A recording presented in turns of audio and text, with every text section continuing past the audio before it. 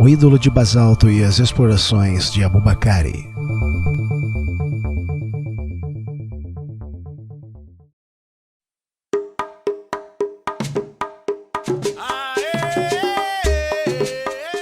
Na história convencional, aprendemos baseados em um ponto de vista eurocêntrico. A razão disso é o conteúdo da educação que nos é passado desde a infância através dos livros didáticos e ensinamentos religiosos e a própria Bíblia, que foi controlada por 500 anos pelos europeus. Porém, algumas descobertas recentes indicam que há erros grotescos em toda essa história.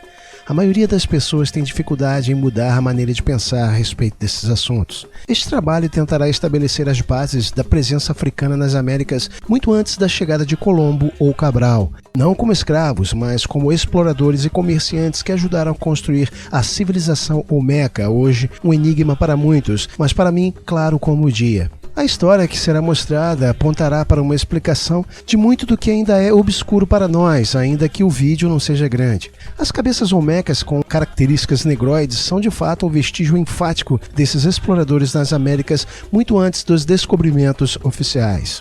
Essa linha de pensamento não é nova. Em 1920, Leo Wiener escreveu o livro Africa and Discovery of America, África e o Descobrimento da América. Mais tarde, em 1962, Harold G. Lawrence escreveu African Explorers of the New World, Africanos Exploradores do Novo Mundo. Ele acreditava que os africanos do Império de Mali mantinham comércio com os nativos das Américas, muito antes dos europeus pensarem em conhecê-la. Em 1969, um artigo intitulado Africanos antes de Colombo foi escrito por Basil Davidson, o qual refletiu sobre as informações que Colombo trouxe de volta do Novo Mundo. Alexander von Wandenau foi um historiador sul-americano que ensinava a história da arte pré-colombiana na Universidade das Américas. Ele também fundou a coleção Humanitas Américas em St. Angelo e escreveu Unexpected Faces in Ancient America, Faces Inesperadas na América Antiga, em 1975. Estes são apenas alguns historiadores que apoiam essa teoria, porém existem muitos outros. O principal pesquisador sobre este assunto hoje é Ivan van Sertima, que escreveu vários livros sobre o tema e é professor na Universidade Waters. Em suma, muitos historiadores negam a presença africana pré-colombiana e a ignoram completamente. Mas como podemos ver, muitos historiadores renomados a apoiam, e eu concordo com todos eles.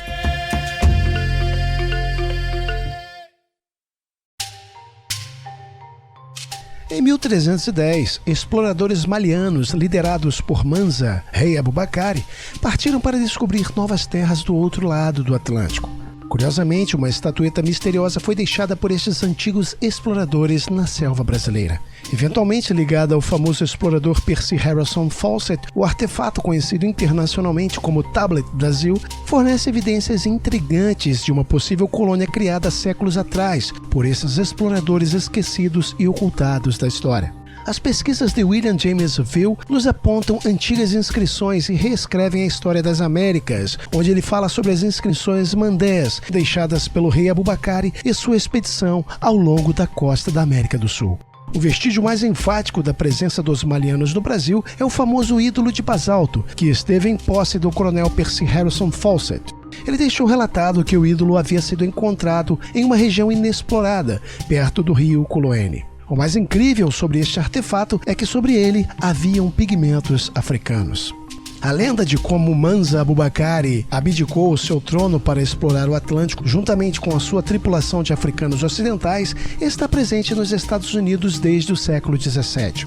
O candomblé é uma dança afro-brasileira em honra aos deuses africanos, uma tradição ainda existente na cultura do Brasil atual. O personagem retratado no ídolo de basalto provavelmente foi da elite da colônia maliana no Brasil. Algumas evidências sugerem que o artefato tem origem Manding, pois quando olhamos a coroa usada pela estatueta, vemos que as inscrições encontradas nela nos levam a crer justamente nisso, pois a característica principal da estatueta são as similaridades do uniforme militar do estilo Manding da época.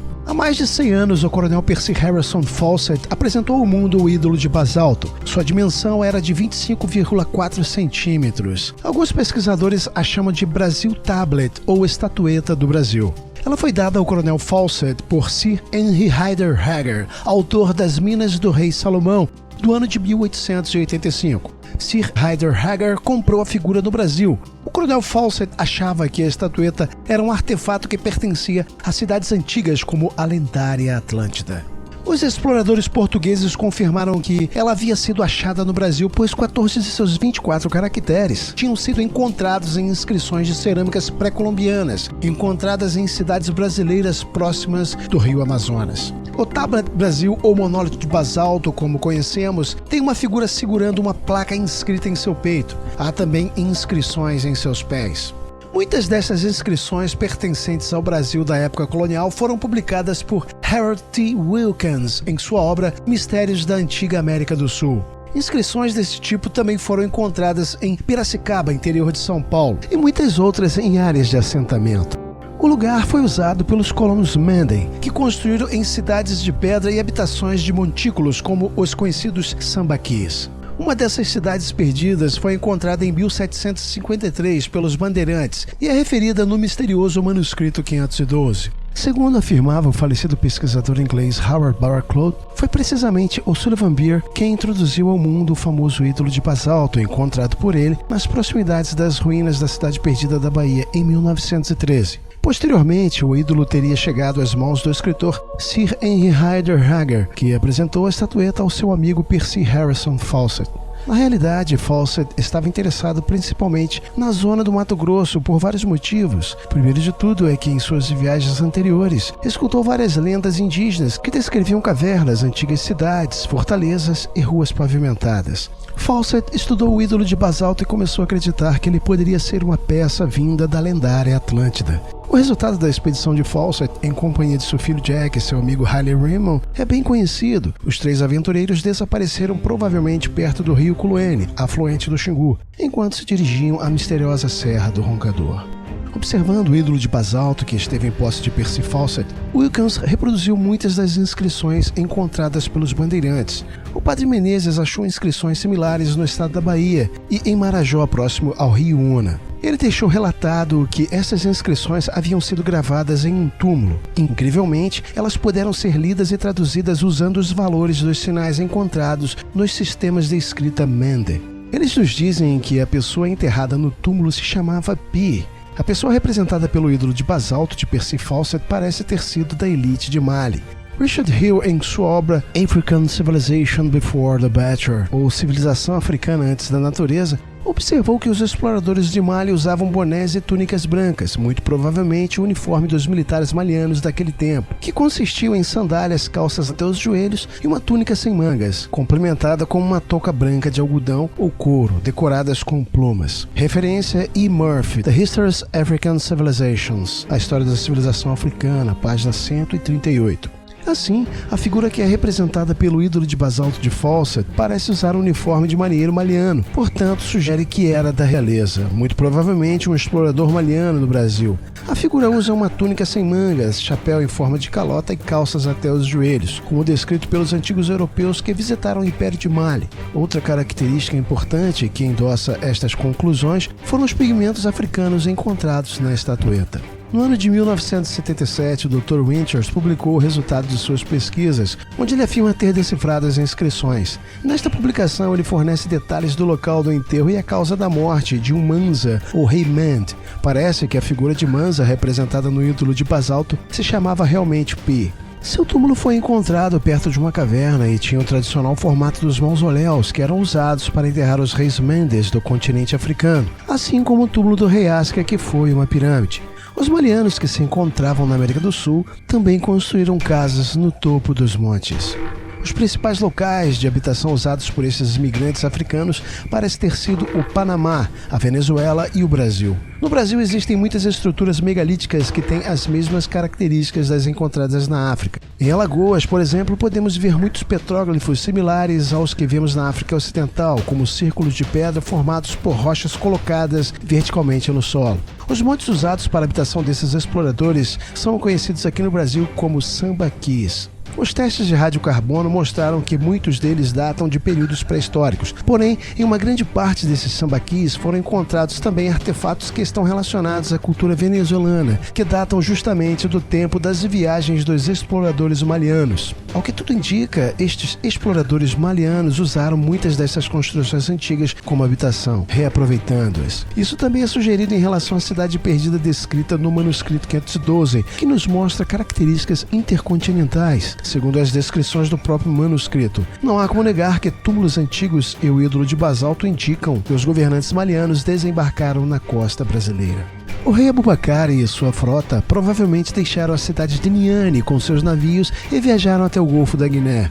Neste local, as fortes correntes que seguem para o Atlântico os levaram destino às correntes do sul, trazendo o rei Abubakar e toda a sua frota para o Brasil.